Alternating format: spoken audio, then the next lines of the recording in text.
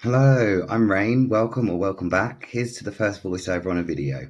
Now, calling this a video might be a bit generous, it's mostly photos, but stick with me on this learning curve and with a bit of luck next week I'll have both, either, possibly neither, not making any promises. Anyway, on with the show. This week I'm making a perfect matchbox, and if you don't like puns, then it may be a challenging few minutes for you.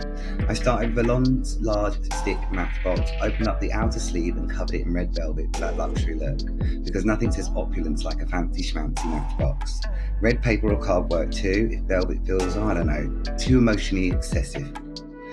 I coloured around the striker with a Sharpie so it matched the theme. It's the little details, completely unnecessary, absolutely essential. I cut a window into the front and covered it with Perspex. If you don't have any Perspex, old food containers work just as well. After all, nothing says luxury like recycled takeaway boxes. Inside I made 2 gold channels for the matches, and yes, it's still a fully working matchbox. Form and function, we love to see it, and we're basically mini designers now.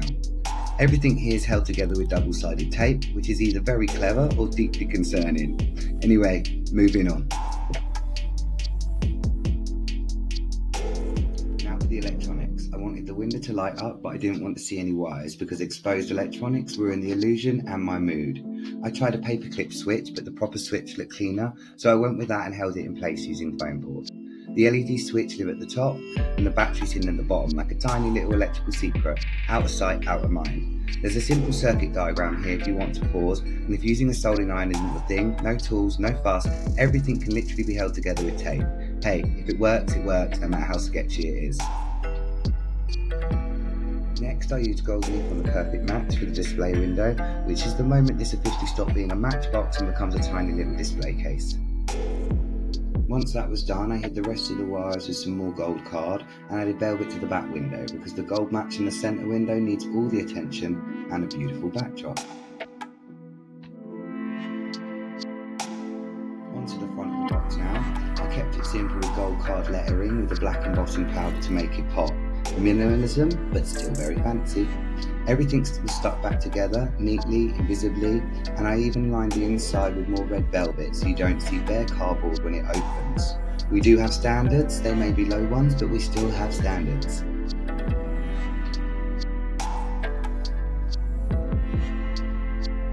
Here I'm just putting the last bits of the front lettering on, and I topped the bottom and the top of the matchbox with some more gold card to finish it off.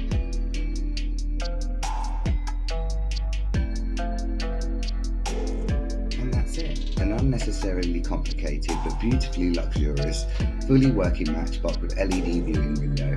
The craft gremlins were hungry, I served them luxury, and they seemed satisfied. For now.